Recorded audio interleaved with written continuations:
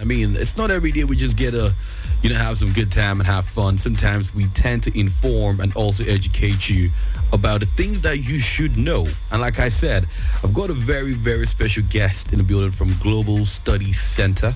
His name is Mick Howarth. I think I pronounced it correctly. Yeah, that's okay. That's fine. You're welcome. How was your journey down here? Yeah, lovely. Yeah, a bit of traffic, but okay. Okay, that's fair. I mean, a lot of people are asking themselves right now that I've got this man in the building. Who is he? Was he about? Global Study Center, what's it about? Please feel free, let us meet you, sir. Yeah, my name's Mick Howarth, as you say. Now, I am the CEO of Global Education Study Centres, and we are an educational advisory service for all those students, potential students, who may be interested in studying overseas. So that's literally what our business is.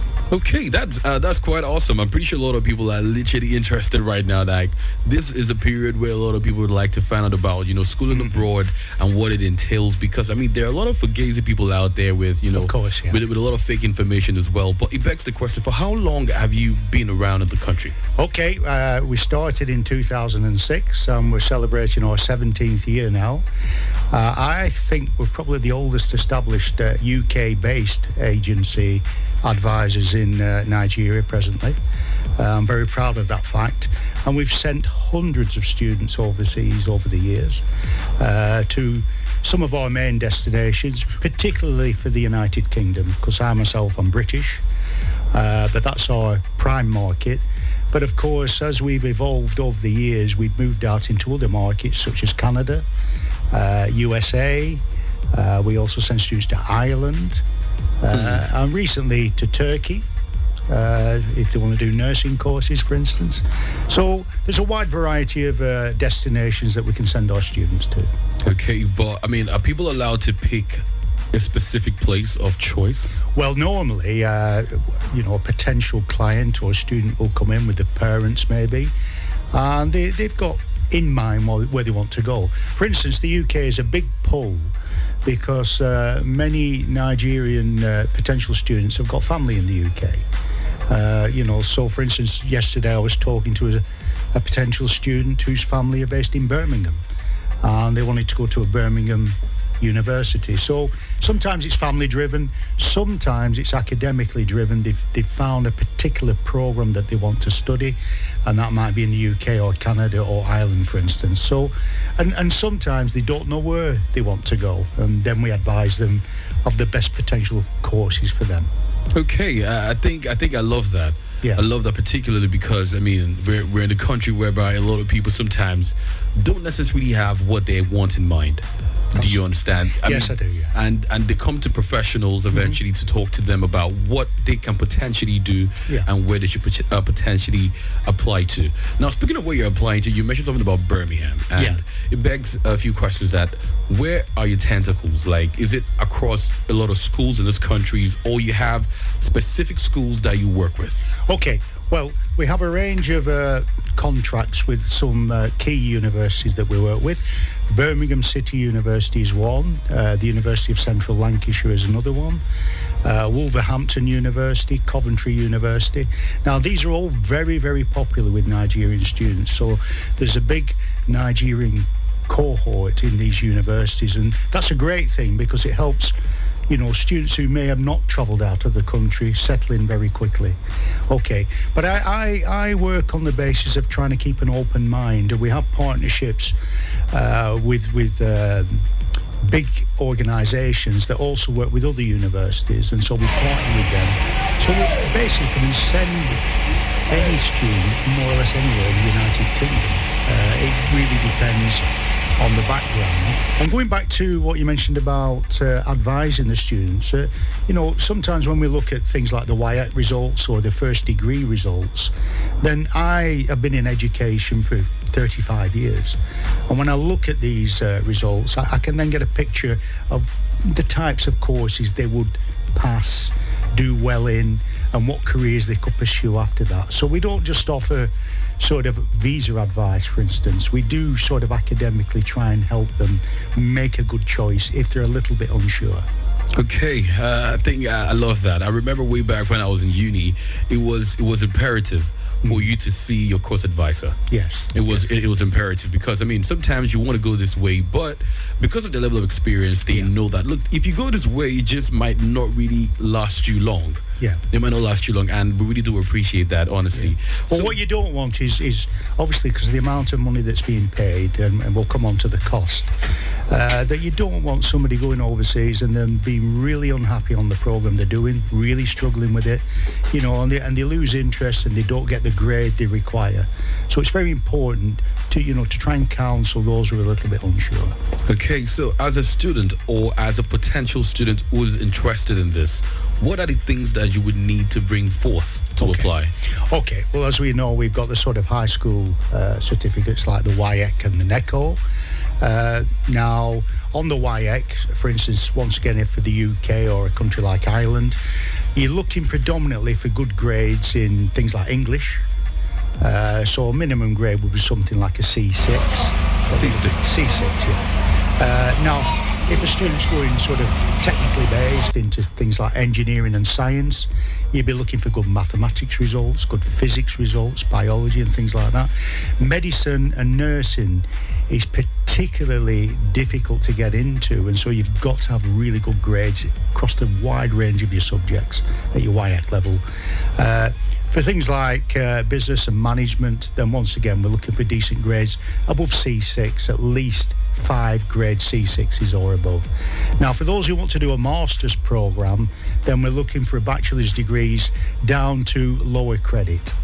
Okay, so a 2-2, 2-1 or a first class usually gets you entry onto a master's degree.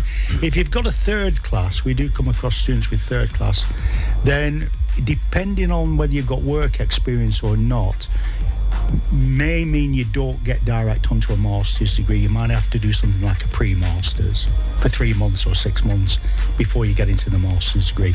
So guys out there, I'm telling you, keep your heads down. If you're at university now, you want to do a master's, try and get that lower credit grade if you want to go overseas. It's very important. It is quite important, honestly. I mean, I've had a couple of friends talk about this in the past, and if there's one thing I really admire about what you're saying is you are very particular about the grades. Yes. Now, I know a lot of people would rather focus on the traveling aspect. Yeah. Which I feel, I mean, if you're going for school, then it should really matter what you're going there to study. And, absolutely. And detail to your academic grades as well, which I'm really happy to hear this. It's a form of legitimacy as regards what the brand is about, and it's good. But now, I mean, there are other parts that we're not talking about just yet, which is how you apply. I mean, all of this protocol put together, like, is it you that would cover, like, everything, or do they have to apply by themselves then, or how does that work? Well, I mean, let's take the simplest process. Somebody comes into one of my offices and they bring in their academic credentials. That will be everything they've got. We'd be looking at a CV, an up-to-date CV with no gaps in the CV. That's very important. Also references, academic, and if there's work experience, then also a work reference letter as well. And the most difficult part that students find is actually doing the statement of intent or the personal statement. Now, we help on that because we found over the years that, some students, tend to sort of cut and paste things from areas, and they've got the software nowadays that can check all these things. Yes. So it's very important that we do an individualized personal statement. So we always encourage the students to do the personal statement, but we can help getting it and formulating it to make sure it passes when it gets to the university or to the college that they may be going to. So on things like that, we do offer that little special extra. And there's no charge on anything like that. We do it as part of the process. So we're looking at the academic documents, the references, the personal statement, international passport, up to date, one that's still invalid. It's got more than 6 months on the passport left is important as well. So all these things we'll advise upon. One or two courses might have special requirements, like an interview, like a medicine program, for instance.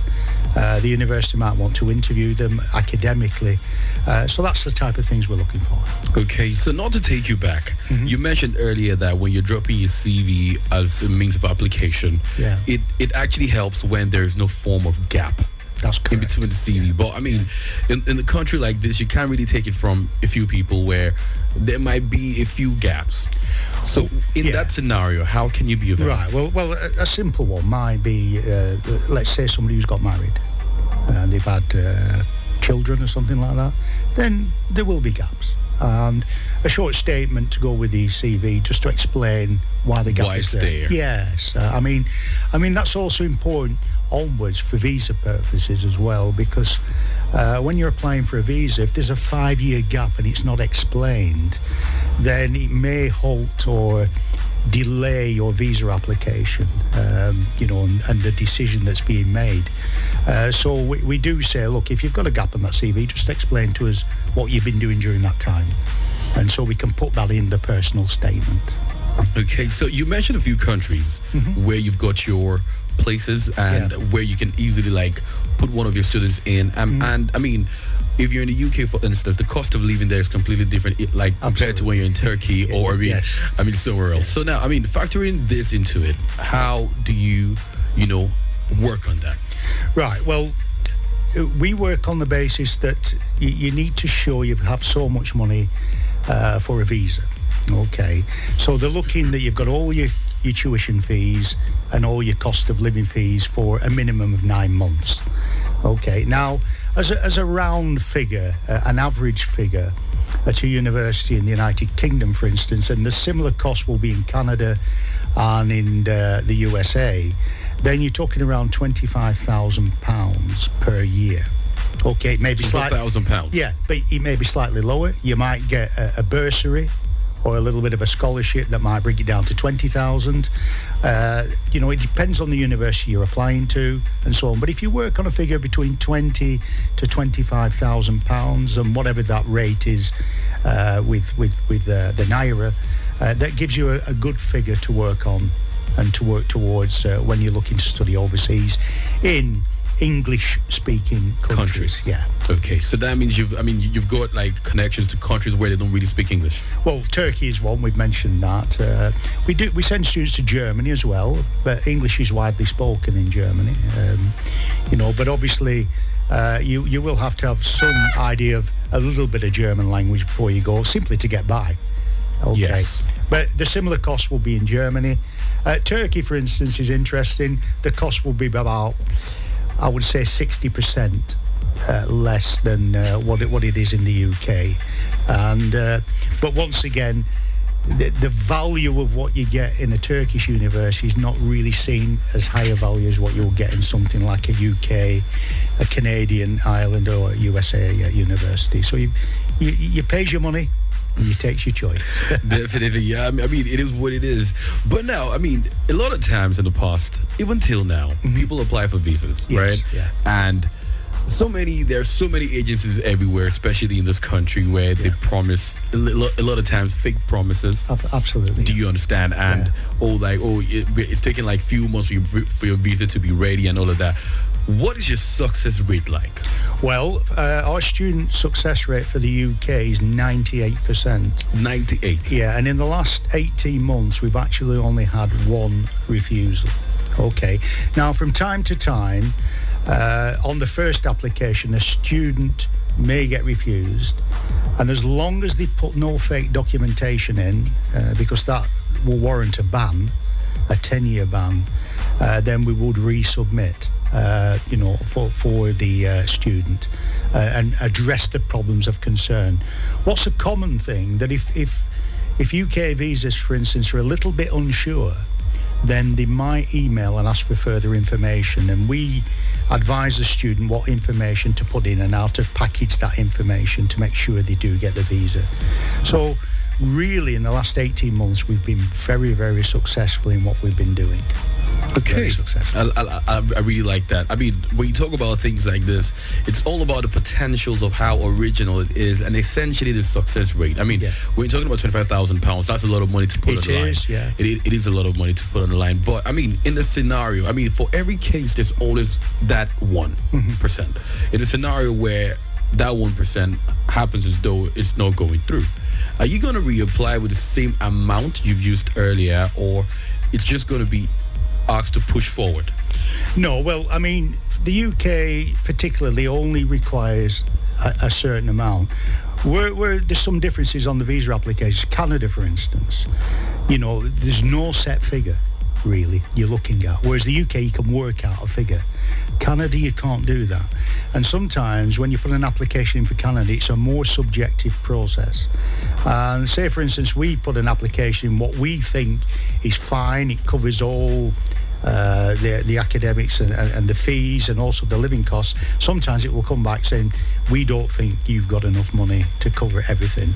So what we have to do, we have to go back to the student and the sponsor, if they've been sponsored by the parents, for instance, and say, drop a bit more money into the accounts, leave it for a while, and then we'll resubmit at a further date. So, each country has slightly different things. The USA, for instance, is extremely difficult.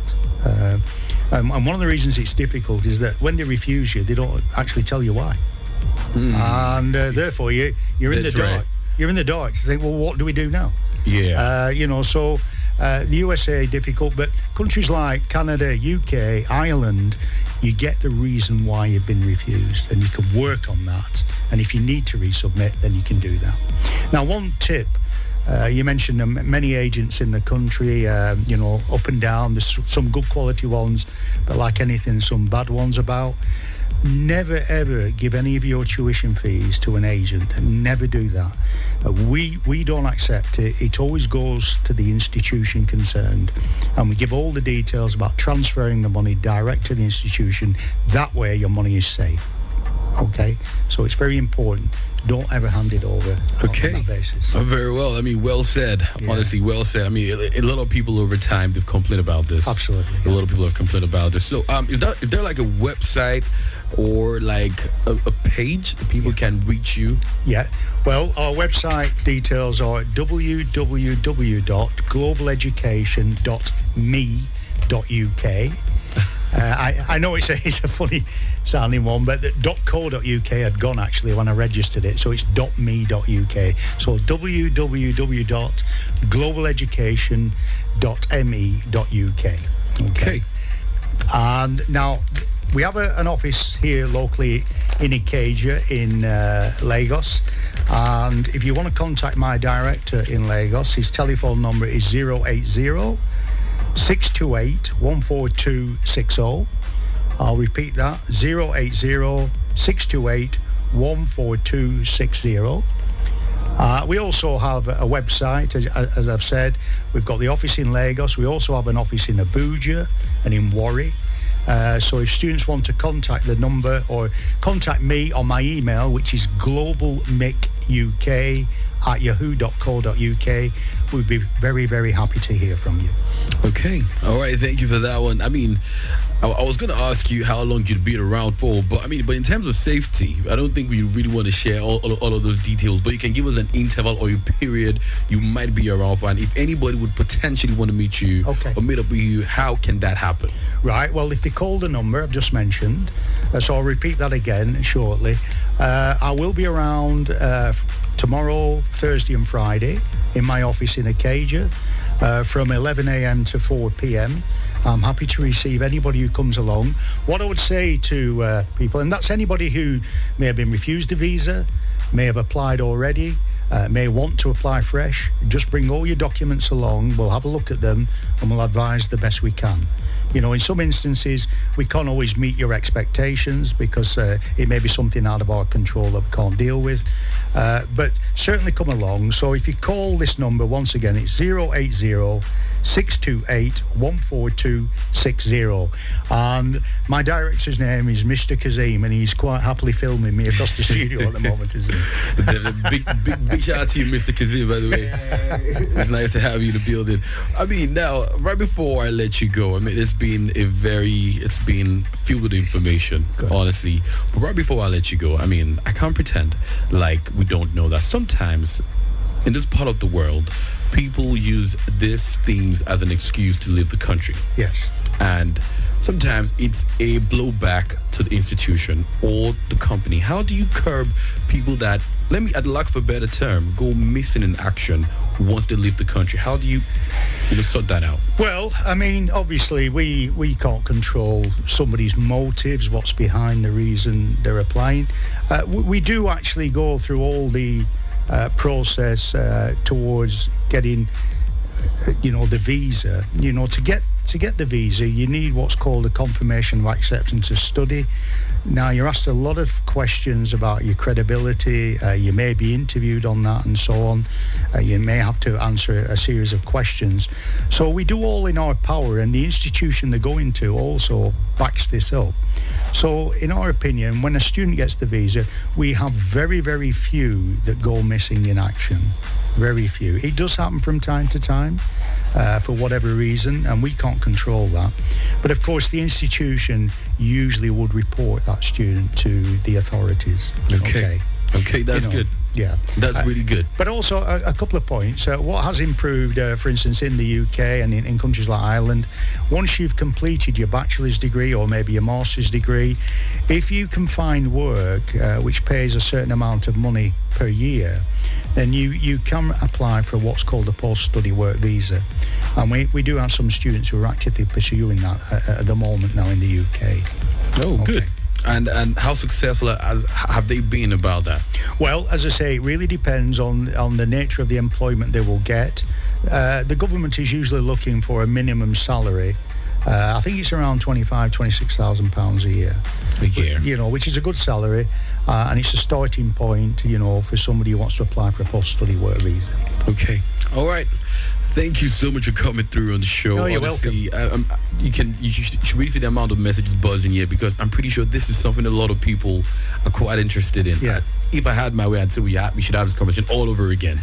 I'm not even joking. But on the final note, if you would give one advice to anyone who's trying to study overseas, what would you, maybe to the family or to the applicants or the student themselves, what would you tell them? Well, my feeling is it's a dream, isn't it? If you want to go overseas, it really is a dream. And, I had dreams when I was younger of going to America to go to a university. And in the longer term, what I was looking for was a successful professional career. And I'll give you a little tip. Yesterday, I saw a young gentleman, came in with a great mathematics result. And I said to him, what do you want to do in 10 years' time? He said, well, I want to be a technician. I said, well, you've got to be a professional. You want to be a professional in 10 years' time, not just a technician. So I think is build on your dreams, be serious about what you want to do. And when you do get the chance to study, remember, if your parents are sponsoring you, they're putting their dreams into you and to the children as well. And so it's a very important thing to come serious, that you want to study. And of course, you'll meet many, many new friends that'll last a lifetime from whichever part of the world they may come from. So come serious, with intent, and realise your dreams of going overseas to study. That's what I would say. Well said. Well said. Right before I let you go, please one final time the website and how they can reach you. Okay, it's www.globaleducation.me.uk, and the telephone number, if you'd like to book an appointment to meet me, is 080 628 14260. Okay. Thank you so much, Mr. Mike. Thanks very much. I think he's looking for me to call you Mr. Mike now. Yeah, no problem with that. We're friends now. Yeah. Exactly. Thank you for coming on the show. I really do appreciate it. Remember, it is still City 105, where more music continues shortly.